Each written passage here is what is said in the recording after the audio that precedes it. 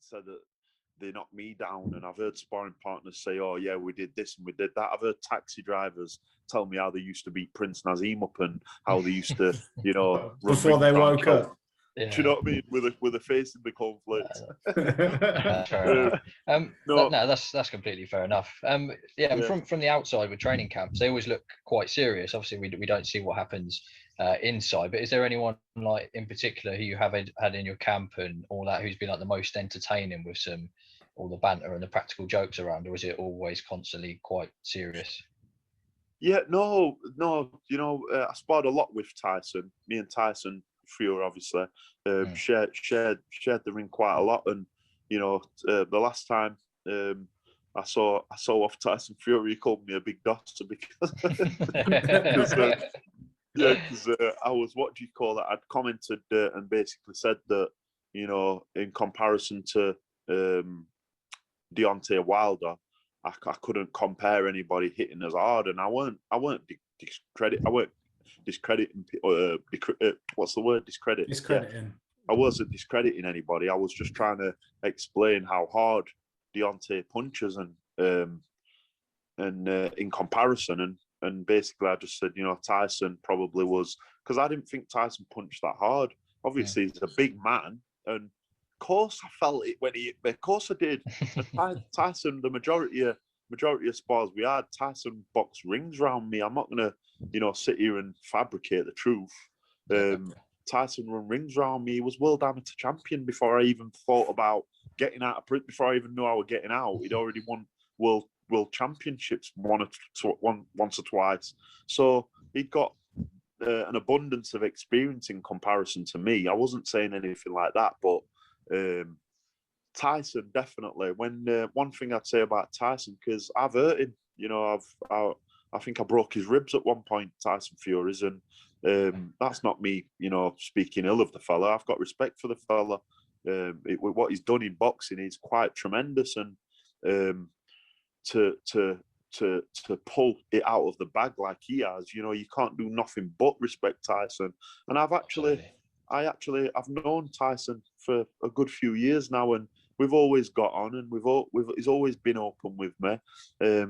And me getting into the ring with him, it was like something crazy, but I did it, and I've got the experience, and I've got the T-shirt to say that I shared the ring with such a champion and such a guy what's created such a feat. So and again with the Klitschko's and Wilder as well, you have sparred the best of the best there is at heavyweight. Yeah, definitely. I actually sparred with Vitali as well. I sparred with Vitali, and somebody asked me today, actually, down at Chisora's, because obviously we were down there sparring, and speaking to David Adderley. Lovely weapon. He looks like a beast. Yeah, he's a beast. Make no mistake about it. And, we were sat speaking today, and he just said, he said, "Oh, have you sparred with him, this and that?" I goes, "I sparred with." He goes, "Who was the best out of Vladimir and Vitali?" And I goes, "Well, Vladimir, no disrespect to Vladimir, but I don't know if this is a Yorkshire way of describing somebody, but I found him to be a bit of a fanny." Just in the sense that we'd be sat there, and all sparring partners would be there, not to mention any names, lovely guys. And Vladimir, his party piece was speaking like Borat. So we'd be sat there, and he'd go, yes, it's very nice. And I'd be like, and he'd be going, yes, it's very nice. And I'd be like, and I was just being polite, but I was thinking, fuck, is this guy taking piss? Like, why is he speaking to me like that? I didn't understand it. I thought he would take piss at me. I thought, is he like degrading me or whatever? Because I'd not seen Borat at that time, or I weren't familiar with him. Yeah. So I was just, cause I'm one of them. I can't hide how I'm feeling. I wish I could a little bit more than what I can. But I was just like, yeah, fuck this, see you in a bit. And I just walked off, seeing Jim type thing. And he come over to me when Richard, he goes, "Are you upset?" He goes, "Are you upset?" I was like, "Nah, but I don't know what do you mean, like very nice, and what I don't understand what you're doing there, you know what I mean?" And he was like, "No, it's Borat, the comedian Sacha Baron Bowen." So I was like, oh, right. Oh, sorry. Sorry, I didn't understand. And just he's a little bit of a geek, do you know what I mean? But lovely guy, consummate professional. But I found Vitale to be a little bit more workable, a little bit more of a little bit more communicative. And I think I gelled a little bit more with Vitale. And I've actually seen him in England a few years ago because his son, his son goes to school over here. Or he did. All right. Yeah. And he's just they're both lovely fellas. But I found Vitale a little bit easier to relate to. Yeah. But I'd say out of all the heavyweights, the most fun I ever had was with my dear friend Deontay Wilder. We spent a long time together, obviously in Klitschko camp, and I know that those guys looked at me. They were like, "This guy's not right in the head." I met a fella called Russ Amber, who's a very, very dear friend of mine. He owns a boxing company called Rival, and they sponsor Lomachenko. They sponsor loads of different fighters. Yeah, they're massive, aren't they? Yeah, they're massive, and it's Russ Amber what owns that. He's my dear friend, and he wraps hands amazing, and he wrapped me hands. He were actually there working with Deontay, and these guys were looking at me as if to say, "Why is this guy here on his own? He's just fresh out of jail. He's come here to spar with Vladimir. Is he right in the head?" So I made a lot of friends, that way. And I just, like I say, I was always willing to just get in and just practice what Brendan believed I could become something at. Then when Brendan obviously got sick, it took a little bit of the sugar out of what I was doing. And my beautiful beloved friend Adam Booth, he when I went to spar with David A for the Tyson Fury fight, funnily enough, I got to know Adam, and I turned upon my own. All other sparring partners that turned up with the trainers and cut men and all this and that. Me and Adam we gelled straight away. Within I think it was within a year, I'd already spoke to Brendan. A little bit of an incident had happened down at gym with another fighter.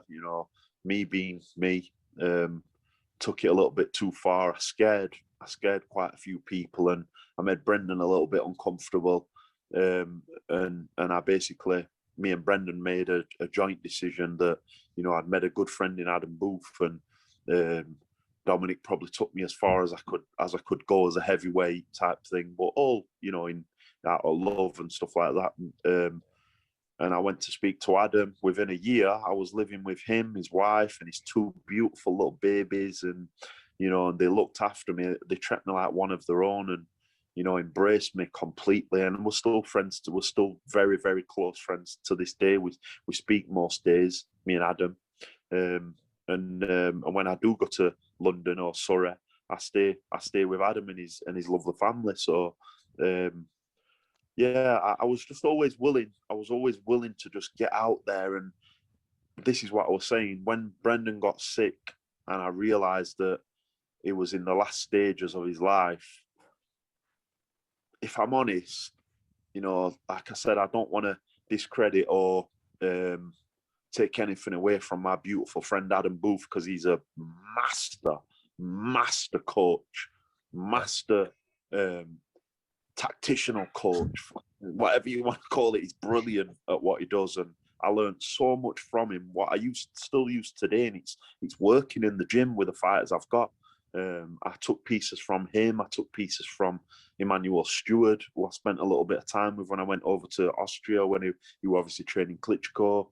And then obviously my beautiful friend Brendan. And when Brendan got ill, and I realised it were the last stages, it were like I struggled, not trying to play the violins or anything, but I struggled getting out of bed in the same way that I got out of bed knowing that me and Brendan were doing it. Me and I were going to show Brendan that the time he's put into me, and that I could be his first heavyweight champion. And obviously not putting Johnny Nelson aside, but Johnny was more known as a cruiserweight. And if I could become heavyweight champion, and Brendan, I could give him that. Do you know what I mean? Yeah, absolutely. Yeah. Do you sort of get that hunger now, knowing that you're, getting out of bed now? You're getting out of bed to do that for the kids you're training now and the boxers you're training. I mean, you must get that same feeling as you got when you were waking up to go and train with Brendan? Yeah, that is a good question, man. And I tell you, the thing is, Rob, I've got to a stage now where I explain to the kids openly who's the most important. Even though I've put money, all the money I ever had, I've put into this gym, getting it to where it's at now. I pay the rent every month. I pay the bills every month.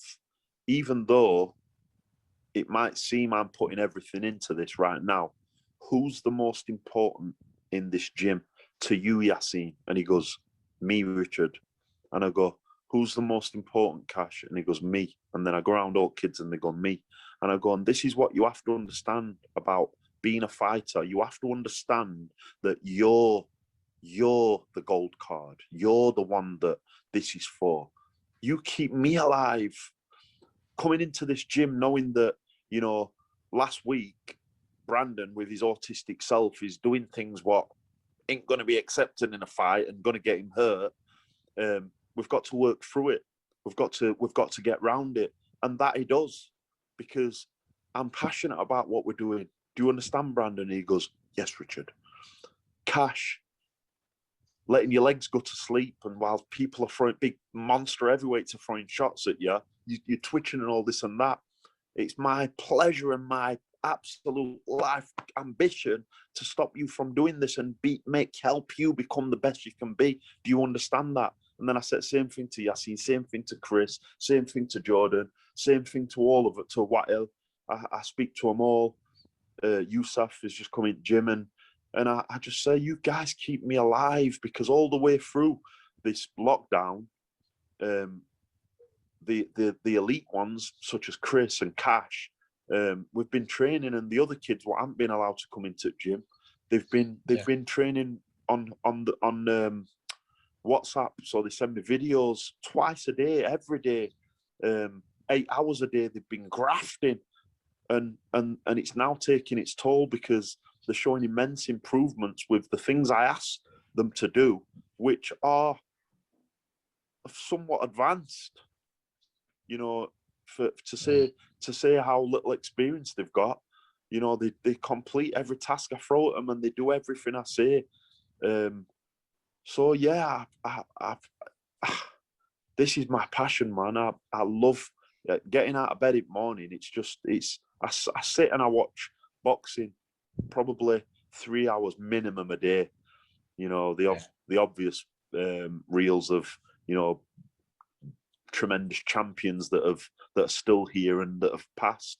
I watch them so I can pass on more knowledge than what I've got, and the stories that I share with them of my experiences.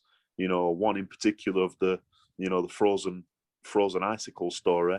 I've shared everything with them, and I've told them, and I can see it nurtures them. I can see it nourishes them, and I can see they use it, and it's working. So I do believe that. I'm not the most religious person, but our creator, whatever created us, whether it be God, Allah, whether it be Buddha, whether it be whatever our creator deserves respect, because I've been put in this position for a reason, and I've got a sneaky feeling Brendan sat somewhere and he's got something to do with something. I don't know, I don't know, of course.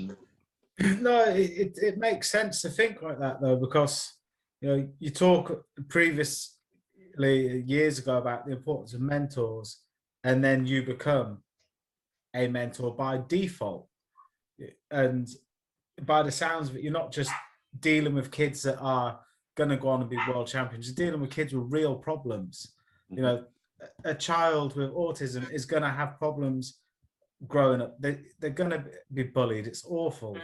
Kids can be horrible, and there's going to be coordination issues that come with that, because dyspraxia and autism go hand in hand. Yep. And you're taking that kid and you're not going to teach him to be world champion, but you're going to teach him to be the best version of himself. And that is what's important. That's it, Richard, as well. You know, like you're not just a boxing trainer to these kids. Yeah, You know, life you're more than that. Yeah, you're a life coach. You're probably a brother or uncle. Yeah, that's how these kids look at you. Yep. And that's all down to your hard work and putting the effort in with them as well. So you should be proud of that. Thank you. But I just want to touch on one thing that you just said, Luke, when you said he's not going to become world champion. Yeah. Right. So I remember, not in any way referring to Johnny as being having any, mental ailment or anything like that, or physical ailment, but I remember Brendan telling me about when Johnny first walked into the gym. And he said to me, Johnny walked into the gym at first when he was 14 years old. He walked into the gym and he looked like a fucking scared Mississippi Negro being chased by the Ku Klux Klan. He said he walked into the gym. He said his fucking eyes were like saucers. He said, and he's worried. He was scared stiff. He said he walked into the gym. He said, and you'd have never, ever believed Johnny would have become a boxer. Never mind an unbeaten for 7 years world champion. Never in a million years. He goes, Prince Nazim. He goes, he was known as the little kid with a big nose and big ears. He goes, and that was it. He goes, to become what he became, he goes, I used to tell people, he'll go on to earn 40 million quid. He goes, and there's nothing to stop him other than himself or the people that he chooses to have around him earning 400 million quid. Now, this is one of the things I understand. With human beings, human nature, or whatever you want to call it, we are far more capable than what today's society allows us to be possible. Far more capable. And I'm not trying to tell you stuff you don't already know, guys, yeah? But I see it every day. If you'd have seen Brandon, the autistic kid, when he first came into the gym, you'd have said, because I promise you, I'm no different. I actually stood there and I actually sighed. And the only reason why I didn't say to him, it's not for you, pal, is because of these multiple stories Brendan told me. Is because of, my heart. I didn't have the heart to say to this kid what had a determination in his eyes. Yeah, but I would like to train, and I would like to become champion, and I would like to make something better of myself. You'd have never thought he'd be at where he's at now. Yeah. This kid spars 8 open rounds, and bearing in mind, my gym's not one of those gyms what is being run by a fellow what's never even stepped into a ring. He's only ever watched Rocky films, and no direction intended to anyone in particular. But the gyms I'm talking about, the coaches, the trainers I'm talking about, the open gyms, and they've got this idea of what they think boxing is, and if you take a shot. To give a shot, this will galvanize you. It'll make you strong. I'm of Brendan's mentality. Don't get hit for nobody. As soon as any of my fighters have been hit in the past, aside from Cash, who's a seasoned pro, and Chris, who's a seasoned amateur, they get clipped. They learn in a different way. Any of the kids get touched. Yassine. And you watch this kid now. I'll send you videos, or look on me, my Instagram, and you can see the advanced things this kid's doing. He's never even had a fight. He gets into sparring, like I said, with kids what have had X amount of fights, champions, and runs rings round him and comes out with not even a mark or a scuff on his skin. So I'm only focusing on this particular subject because I refuse to fall for the common denominator that an autistic kid, a kid with physical or mental impairments or whatever you call it, can't become what these champions can become. If you read through history, if you read about, because I've become a student of boxing myself, more of a student than I ever was when I was fighting. If you read about Sugar Ray Robinson, he'd have a wig, he'd have all his clothes folded, strategically precise. What he'd take into the dressing room before every fight, he'd take him into dressing room and he'd fold them and he'd put them into the corner, and he'd have a disguise like a nose and glasses. And they'd say to him, they'd say, why are these there? And he'd go, because you haven't seen the crowds. When a black man loses a fight or does something embarrassing in a fight, like gets knocked out, you haven't seen what the crowds are brutal. He goes, so in case I embarrass myself, Sugar Ray Robinson, arguably one of the greatest, one of the best ever. He'd hide a disguise in the changing rooms every fight, and just in case he embarrassed himself, just in case it didn't go the way he wanted it to go. Now, when you look at all these things, if that happened today, they'd associate, depression or anxiety. I'm not saying it's not real. I'm not saying that, I've not had a touch of whatever it is. I'm clearly not wired right. But what I'm trying to say to you is who's to say that these particular traits or qualities or characteristics weren't on the autistic spectrum, weren't on the dyslexic spectrum, weren't on the mental impairment spectrum.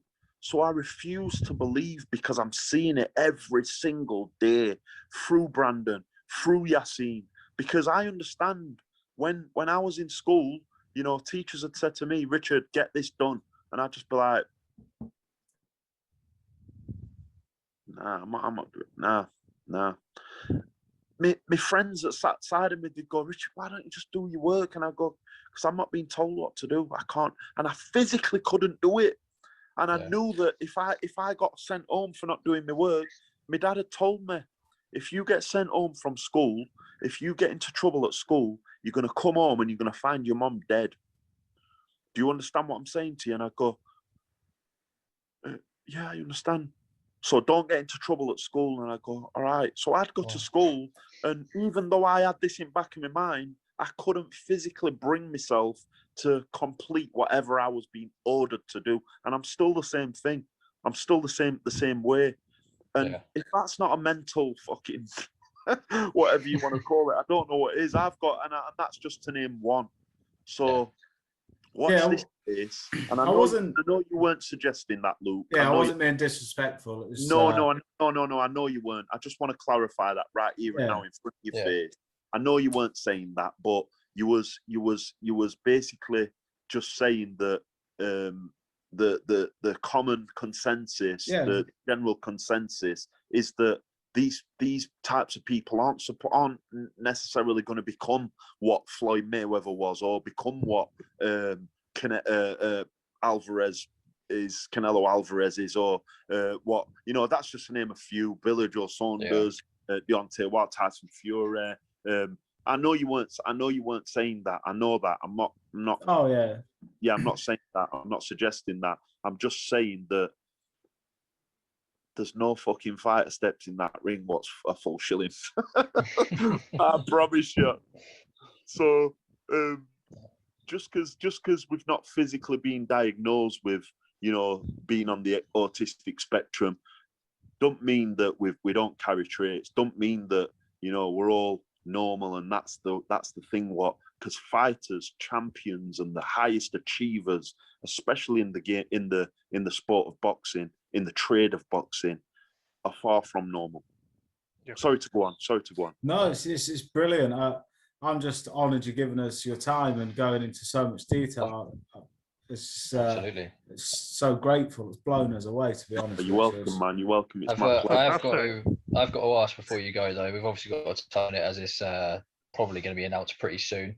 Who have you got as obviously sparring both of them? AJ, Fury. What's your prediction on that? How do you think that's going to go? Yeah, well, I predicted things in past, and it seems like everyone I predict, I get it wrong. We're just getting betting tips, Richard.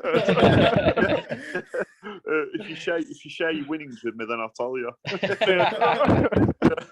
No, I think with regards to Tyson, wow, you've got to look at this guy, with whatever, because I also listen to my friend Deontay, and I never dismiss anything anybody says. I never dismiss especially these guys, what are high achievers in every sense of those words. Yeah. Whatever which way things have gone or how things are, you've got to look at the accomplishments. And if you look at the accomplishments of Tyson, you look at the accomplishments of Anthony Joshua, it's amazing. And it's going to be a good fight. I think it's going to be a good fight. I'm not going to give a cop-out answer because I have got an opinion. And I've sparred with both of them, more times than I can remember. And I just think Tyson's got more in the bag than Joshua. Tyson being a big man, and Tyson, showing that if he wants to, play dog rules, if he wants to get his hands dirty and get stuck in, put his hands in shit and fucking rub it in your face and fucking hit you, and he'll do what's got to be done. With regards to Joshua, again, done absolutely brilliant, and I can't discredit him in any way, shape or form, and I never would try to do that, not only because I respect him as a person and obviously a champion. I think Tyson's got too much in the bag for him, but Joshua's shown to have a few varieties of different things, but let's be honest about it, a few varieties of things against Andy Ruiz, and that's not in any way flipping faulted me out. I know he would, unless I'm only joking. I'm only joking. No, not discrediting anybody at all, but if you look at what Tyson does and look at what Anthony does, the answer's obvious. I think Tyson will go in there, and depending on how he's prepared, depending on how his mental state is, depending on what his determination is, depending on a number of factors, I do think he'll go in there, and I think he'll run rings round Joshua. Do you think he stops him? Yeah, I do. I think we all think the same. Oh yeah, we all agree. Late stop. 9-4-10. Yeah, exactly the same. I think the main thing, this is going to be for me, it's the biggest UK fight ever. Get it signed and get it done. Yeah, that's what we want to see, isn't it? Coming. It's coming. I'm just, if you're listening to this, Tyson, and you're listening to this, Anthony, if I can get you to sign right here, I've never watched it. Proper fanboy. You're a fanboy. I'm a fanboy and proud, man. But if you look what these guys have done and what they're doing, man, flipping heck. I remember, I've got a photo. I'll actually send you the photo, and I've got a photo of Joshua stood at side of me, and he looks. It looks like a fucking crackhead. He looks like he's not polished at all. And then I've got a picture of Tyson, and in fact I'm not sending you. They'll fucking iron me out if you see me. But I've got a picture of Tyson, and he's going like me on top. He's starting to thin on top. And what I'm saying is, if you look where they've been and where we started off and where we'd be talking, and they turn up, and I remember Tyson hitting me in the face, and he fucking made my face stink because his gloves stunk. I remember with Joshua, you know, was going to Nando's and sitting and talking about what he wanted to do in Olympics and how he were going to do this and do that, and it was just a pipe dream. And if you look at what these guys are, they're household names. Tyson Fury's become the most desired name in world boxing, like it or not. That's what he's become. Yeah. So you can't do nothing but, you know, respect these guys' achievements and how far they've come, man. And I'm proud of all these guys have done, because they've achieved what I could have only dreamed of achieving a fraction of. So I wish them all the best. But I do think, you know, for the Joshua fanboys, you've got a lot of fucking a lot of disappointment to come, and you know, Tyson would be like, Well, let's hope it gets made. I think it's only from listening to stuff that Eddie said recently. I think it's getting there over the next week, 2 weeks. So, I think Fury's come out with something about half an hour ago, isn't he? About I ain't signed until cash is in my pocket, but. You know what Tyson Fury's like with the media. Right? He loves twiddling him on the end of his finger, right? Man, he's brilliant. He's a funny guy, isn't he? He's fingers crossed it gets done. Yeah, but what a time for British boxing now, isn't it? It's all the heavyweight belts being contested by 2 British fighters. Oh, brilliant! Have we had that before? I don't think we have we? Not at heavyweight. I don't. Not heavyweight. No, not heavyweight. And I think the last sensational time was.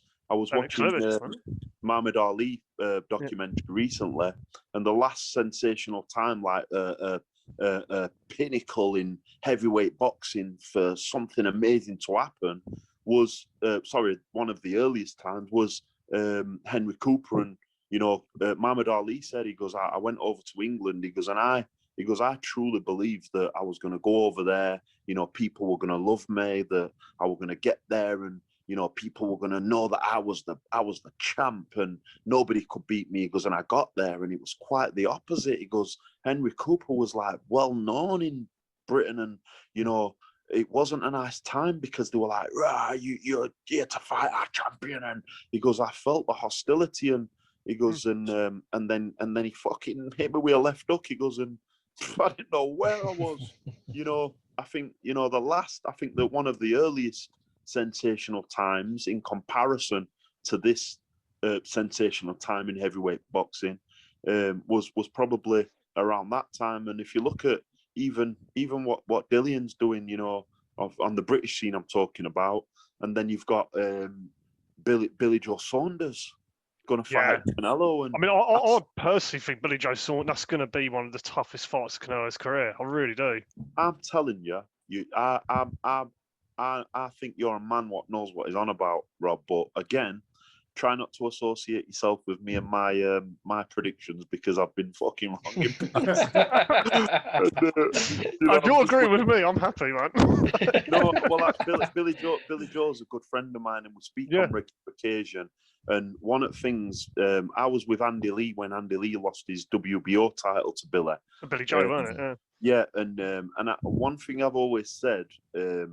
I was, if I can demonstrate, So, 1 second. So, excuse me. So, I'm stood, and obviously I'm in Andy Lee's corner, and Andy Lee stood here. Billy Joe's corner's over there. I'm stood, and I'm looking at. I'll put light on. So I'm looking at Billy Joe and his team, Mark Tibbs and, you know, Jimmy Tibbs, who's just an old, lovely guy. You can see him talk about nobody or anything. Seen it all, but I'm just stood and I'm like that, and we're just, you know, we're shaping up type thing. And I remember Billy Joe just stood there, and Billy Joe was just like, and his eyes never for 1 second came off Andy Lee. Never for 1 second. He was fully ready then. Yeah. People forget Andy Lee, his power. You know, that one shot on Korobov. I I think Andy Lee probably had one of the best ever right hooks in the game, didn't he? How many times did that get him out of jail? It was. Did you see when he was fighting John Jackson in New Yeah. York? He was getting beaten up, weren't he? He was down on the Out of cards. nowhere, he's just landed it, isn't he? But what we'd done is we'd prepared for that particular scenario where John Jackson, who was the son of one of the greatest punchers of all time, Julian Jackson. Adam had, like I say, Adam's genius. Adam had prepared Andy for such a scenario where he knew John Jackson must have a punch on him. He knew John Jackson must be quite relentless because he was young, because he'd obviously got the excuse me. Sorry, my battery came on again then. That's all right.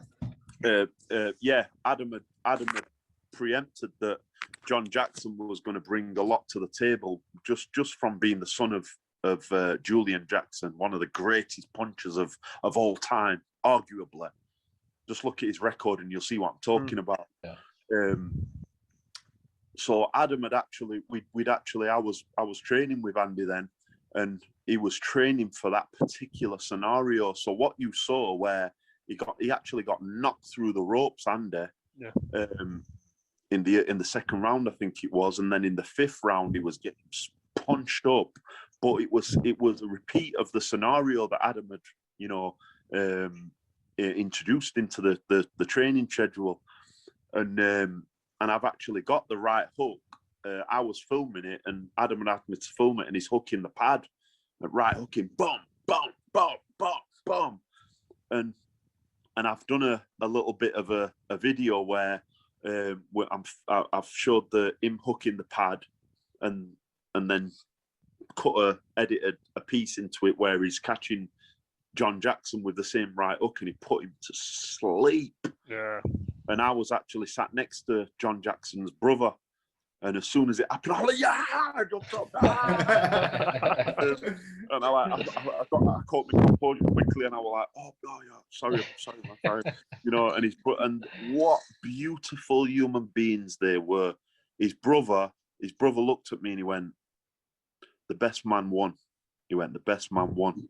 We walked to obviously celebrate with Andy, because that was his key to, boxing for the WBO title. Now his next fight was going to be a WBO title fight. We walked to edge at ring, and Julian Jackson was stood at the other side of the ring, like between the ropes, and his son's on floor fast asleep, and he was like that. He's going, "Yes, now that is a knockout. Yes." And I was looking at him thinking, "You fucking sons, do you realize you fucking lunatics?" Brilliant. But what beautiful human beings, man. Amicable, consummate professionals. They congratulated Andy. John Jackson got up and he come round and he went, "Wow," he went, "I didn't even see that." Because I'll have to watch the highlight reel to know what happened.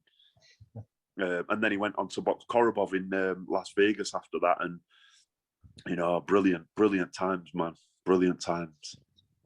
No, great. It was brilliant. I think we should wrap this up soon, because I don't want to take all your evening. I'd love to get you on again, so I don't want to upset you. Anytime, man, anytime. Yeah, anytime. I've enjoyed talking to you fellas, for real. Thanks, Richard. That's been really good. It's been amazing. Thanks for coming on. Brilliant. Next time I go to Huddersfield to see all my family, I'll give you a text and see if I can come down to the gym with my camera and give some of these amazing kids. Oh, brilliant! Some showtime. They'd absolutely love that. They'd absolutely love it. But you'll have to put a pair of gloves on and jump in with Brandon, because I'm going to tell him what you said. No, Brilliant. He'll never be world champion because he got 50. Scott, we've got to play on that. We've got to get the tie going. Oh, fucking hell. I look like a right prick now, don't I? No, I'll get in the ring with him. I'll let him He's Well, knocking you so out, let mate. him. He's gonna batter me anyway. I'm fat. I'm 32. Oh, man, I promise you. Our door's always open to you guys, man. You can come down anytime and you'll see what I'm doing with these kids, because it's not all about the boxing.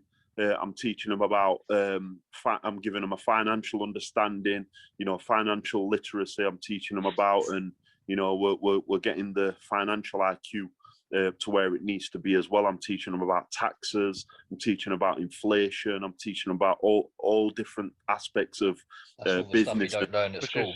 It's just as important as Yeah. it's just as important as the boxing side of it, I think. Yeah, it needs to be documented, definitely. That's what I was trying to get at when I said it up after Before you got thrown into a fight. No, but it is true. You need to learn them things. You lit it. Oh, I love this. Luke's getting called out. Richard, you're from Sheffield, aren't you? Scott and Rob are instigators for murder, aren't they, Luke? Yeah, they are. We're just the Max Kellerman of this podcast, shall we? Yeah, I get it. Oh, you're from Sheffield, aren't you, Richard? Originally? Yeah, I'm from Sheffield. Yeah, but I'm. I have to ask before you go. Are you a blade or an owl?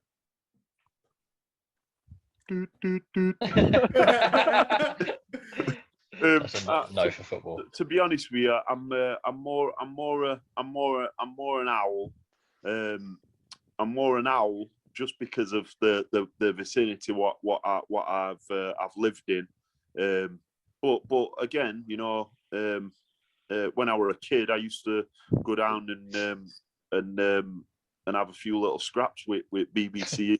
When I were a kid, and I've got some fond memories of not with fighting with them, but we'd fight against. There'd be a few battles with my friend, and I found out later that we're having a few scraps with BBC, and I was like, I don't want part of that shit. I bet people try and avoid you. Fucking unit. I think there's probably a few reasons. Yeah. Yeah. It's been great. It's been really good. It's been brilliant. Really good, man. Thank you enough. And I'd love to get you on again and come up to Sheffield and get involved in the gym and show a bit of support to the lads, because please what do. You're doing is amazing. So send us over any sort of content what you can, and we'll put it on our channel. Kind of, Brilliant. Just people we know and that. Are you going to wish you never did that? Because I've got a fucking phone book full of videos. I'm only joking. I'm going to say, Richard, that's all right. That's all right. Luke runs the channel, not me. So I do all the video editing.